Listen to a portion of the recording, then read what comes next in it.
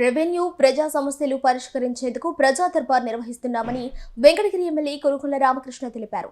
కలువాయి మండల ప్రజా పరిషత్ కార్యాలయంలో మంగళవారం జరిగిన ప్రజా దర్బార్ కార్యక్రమంలో ఆయన పాల్గొన్నారు.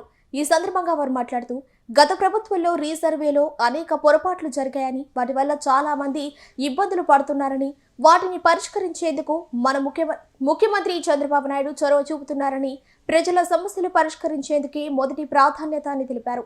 రెవెన్యూ ప్రజా సమస్యలు పరిష్కరించేందుకు ప్రజా దర్బార్ నిర్వహిస్తున్నామని వెంకటగిరి ఎమ్మెల్యే కురుకుల రామకృష్ణ తెలిపారు.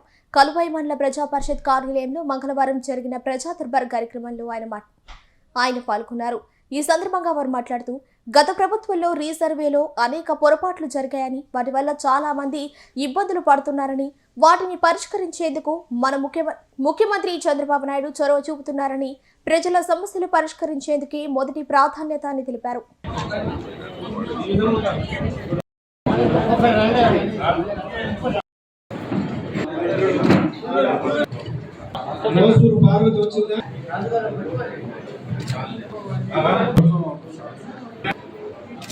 నెక్స్ట్ వీరారెడ్డి పెంచరెడ్డి చిన్న గోపవరం మన్యం సుశీలమ్మ తోపుకుంటా తిరుపతమ్మ చూడు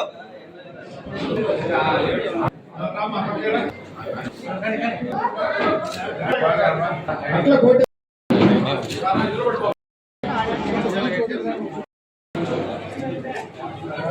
ఈరోజు తెలుగుదేశం ప్రభుత్వం వచ్చిన తర్వాత ప్రజలకు దగ్గర అవ్వాలి, ప్రజల సమస్యలు తీర్చాలి.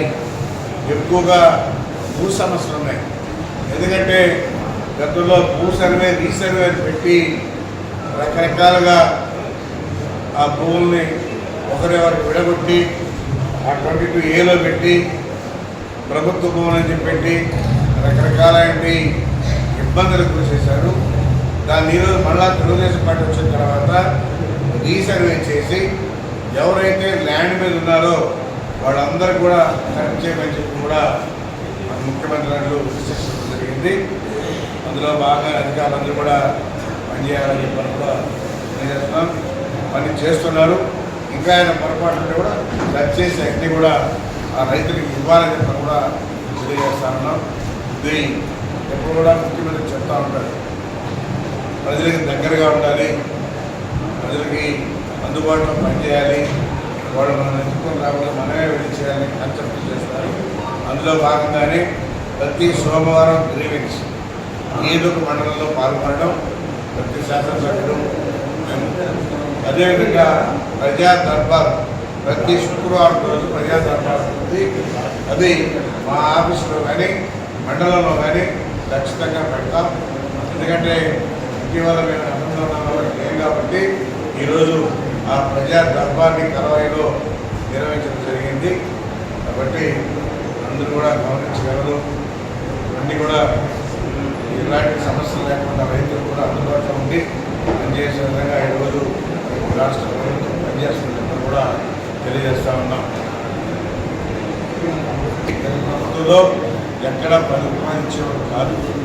ఈరోజు ముఖ్యమంత్రి గొప్ప మనసు చేసుకొని ఎవరైతే పేదవాళ్ళు హాస్పిటల్ చూస్తున్నారో వాళ్ళు బిల్లులన్నీ తీసుకొచ్చి ఆ నియోజకవర్గంలో శాసనసభ్యులు ఇస్తే ఆ శాసనసభ్యులు ముఖ్యమంత్రి నిధి కింద సబ్మిట్ చేసి ఆ చెక్కులు తీసుకొచ్చి ఈరోజు మనం ప్రతి 10 రోజులకు 15 రోజులకు ఎవడో జరుగుతాం.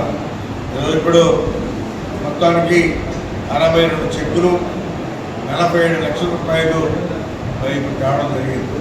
అందులో భాగంగానే ఇప్పుడు కలవాయిలు కూడా పంపించాం, డిఏ ఫైనల్ చెక్కులు ఇచ్చాం. అన్ని మండలాల్లోనూ హెడ్ క్వార్టర్ మున్సిపాలిటీలో కూడా అన్నింటిలో కలిపి 62 చెక్కులు 47 లక్షల రూపాయలు ఇవ్వడం కూడా జరిగిందని చెప్పి తెలియజేస్తాం. పాస్బుక్లు లేవో పాస్బుక్లు కూడా ఇస్తా ఉన్నాం. ఇప్పుడు కూడా కొన్ని తయారు చేయించాం. ఇంకా కూడా ఎవరైతే పాస్బుక్లు ఖర్చు పెట్టుకున్నారో అందరికి కూడా అధికారులు త్వరితగతిన స్పందించి అందరికీ పాస్బుక్ ఇవ్వాలనేదే ముఖ్య ఉద్దేశం. మా ముఖ్యమంత్రి ఉద్దేశం కూడా వాళ్ళు తీసుకుని కూడా ఏమని చెప్పి కూడా చెప్పడం జరిగింది.